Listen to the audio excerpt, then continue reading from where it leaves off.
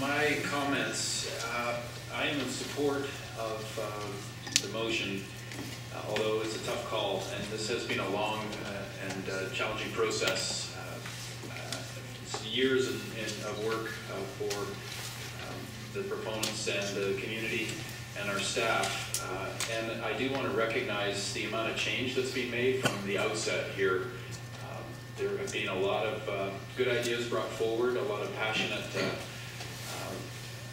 thoughts expressed that have completely changed what this looked like initially to a development that I think will make a positive difference in Mount Pleasant and certainly for the city. First and foremost, respecting the community plan is a must. And that means respecting all the work that went into that plan and identified this as a special site. And there's various interpretations of that. The council, I think, needs to weigh staff's very clear recommendation, particularly those who worked closely on the plan, with whether or not this application responds to that plan. And I agree that it does on further scrutiny.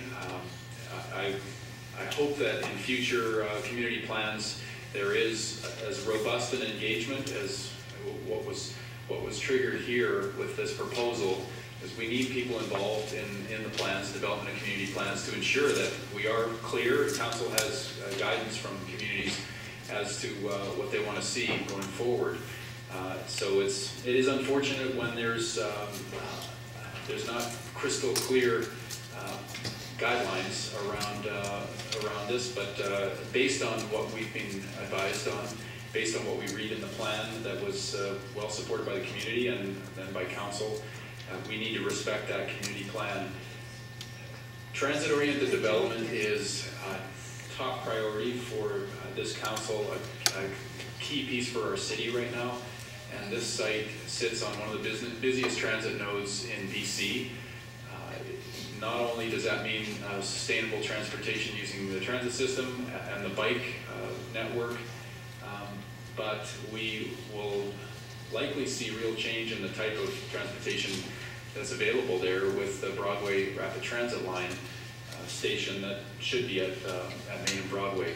So in the century to come, I think we'll see this area continue to change, and the need to think long term and ensure that we have lots of housing on the transit node is really crucial.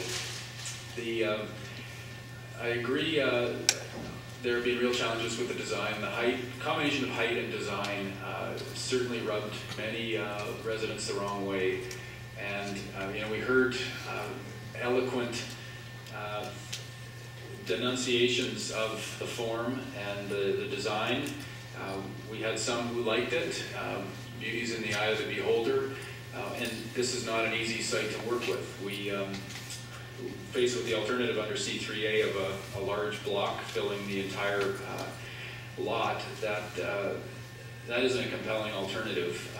So I think in this case it's weighing off the potential improvements that can be made to the design, and I agree with the additional points that Councillor Lewis put forward to address design, to address the pedestrian realm in particular, and Watson Street, and ensure that everything's done in the development permit phase to improve the look and feel of this building. We had lots of good feedback on that from the community. There are significant community benefits that accrue to this, and that wouldn't happen if we were to not consider this and not approve it and have it come back under current zoning. There would not be any benefits that would accrue. The affordable housing is significant. The staff is saying 25 units of affordable housing could be realized through that contribution. The art space, I think, can be far more significant off-site, and I know there's real interest around this council table to ensure that we deliver significant arts benefits through that contribution. And there's a lot more leverage doing that, looking beyond just the specific site, but in walking distance of central Mount Pleasant there.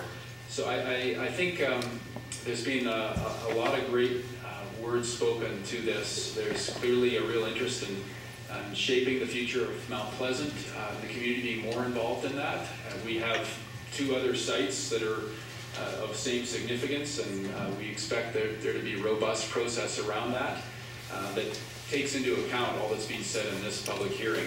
And that said, those are the 3, and the rest of the development that will happen in Mount Pleasant will be much lower and more modest scale. So that's my perspective on this. I don't make this decision lightly, respecting so many people that did come out expressing their opinions.